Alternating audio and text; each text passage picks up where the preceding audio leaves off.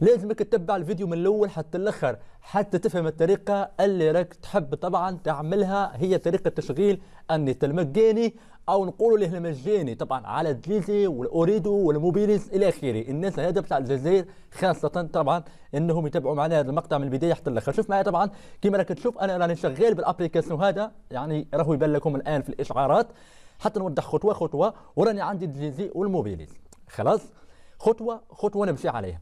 طبعا الابليكاسيون او التطبيق هذا اللي رانا نعتمدوا عليه تطبيق هو معروف الاتش تي بي كوستم.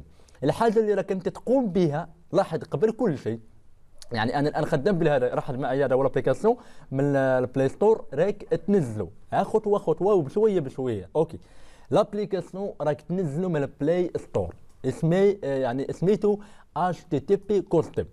اوكي راني الان خدام به واليوتيوب عندي خدام بشكل عادي وطبيعي كما راك تشوفوا هذه القناه بتاعي. اوكي خلاص اذا حتى انك تستفيد من هذه المواضيع لان هذا الابليكاسيون لازم توضع فيه ملف وهذا الملف راك تجده في التعليقات. لكن قبل كل شيء هذا الملف راهو يخدم واحد المده. اوكي راهو يشتغل واحد المده معينه. انا علي اني نقوم بالتحديث ديالو.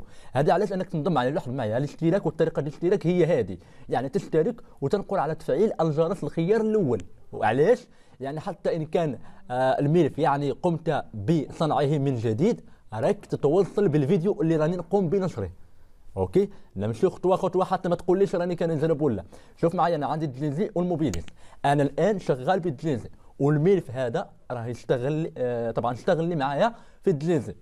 خلاص حد هنا وصلنا يعني فهمنا الموضوع. انت اللي راك تعملوا كما قلت لك راك تحمل ابليكاسيون. ها هو الاتش تي بي كوستيم قدامكم، يعني كما تشوفوا هو اخر ابليكاسيون ها هو باللون الاسود. هذا الابليكاسيون راك تنزلوا من البلاي ستور وراك تنزل معاه الملف. هذا الملف هذا راك تلقاه في اول تعليقات لهذا المقطع. اسمع عليا مزيان، اول تعليقات لهذا المقطع. انا ما رانيش ندخل الابليكاسيون هذا علاش انا الان متصل به. اذا دخلت لهذا الابليكاسيون هذا راه يحدث لي مشكل في الفيديو ويقول لي اليوتيوب كذا وكذا انت تعمل للناس الى اخره. وهذه الامور ما يحبوهاش الشركات وانتم راكم عارفين. يعني الشركات تحب انك تعمل شروحات انك يستفدوا منها الناس الى اخره، ما تعملش لنا الى اخره. على اي هذا الابليكاسيون هذا كما قلت لكم لكل الناس راهم عندهم. الناس اللي عندهم دليزي موبيليس اوريدو، الناس اللي عندهم موبيليس اوريدو يحاولوا يجربوا الملف. انا ما جربتوش هذا في الموبيليس.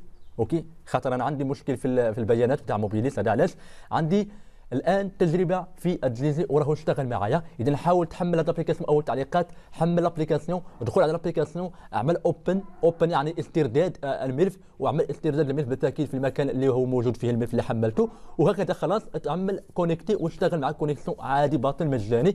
ما تنساش اشترك بالقناه وفعل الجرس. اذا توقف عندك الملف راني نعرف امتى راه يتوقف. راني نعمل فيديو اخر على ملف بالتاكيد جديد وان شاء الله تاخذوا بالكونيكسيون دائما معنا هنا في هذه القناه كما قلت لكم من قبل.